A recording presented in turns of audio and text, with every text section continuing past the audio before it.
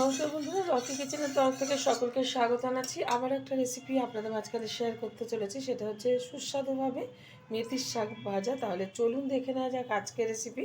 ওভেনে একটা কড়াই বসিয়ে তাতে দিয়ে দিয়েছি খুব সামান্য পরিমাণে একটু সাদা তেল। তেলটা গরম হয়ে যাওয়ার পর দিয়ে দিলাম হাফ চামচ মতো হলুদ গুঁড়ো। আর এখন এই কড়াইয়ের মধ্যে দিয়ে দেবো কিছুটা মাছের তেল, দিয়ে দিচ্ছি কিছুটা চিংড়ি মাছ,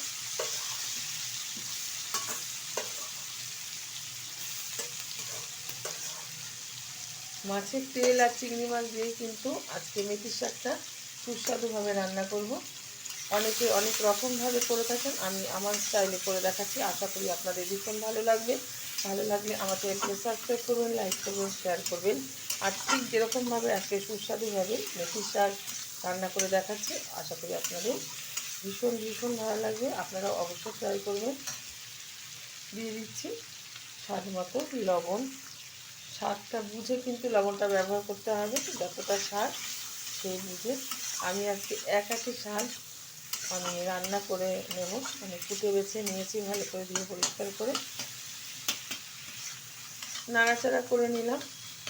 এখন দিয়ে দেবো এর মধ্যে মেথির শাক, এই যে কুচিয়ে রাখা মেথির শাক, কিছুটা বেগুন কুচিয়ে নিয়েছি, আর দিয়েছি কয়েকটা কাঁচা লঙ্কা। ঝালটা যার যার পছন্দ অনুযায়ী ব্যবহার করবে। ভালোভাবে মিশিয়ে নেব।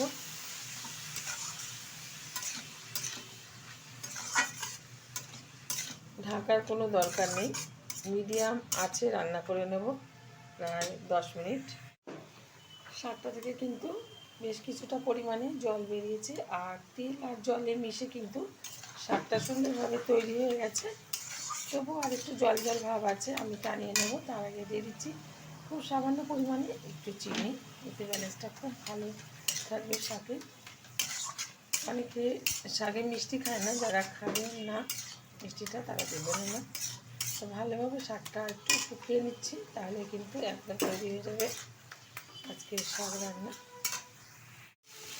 শাকটা কিন্তু একদম শুকনো করে নিয়েছি, আর জল জল ভাব নেই, হয়ে গেছে। নামিয়ে ঢেলে দিচ্ছি একটা পাত্রে। দেখা হবে পরের ভিডিওতে নতুন কোনো রেসিপি নিয়ে। ধন্যবাদ।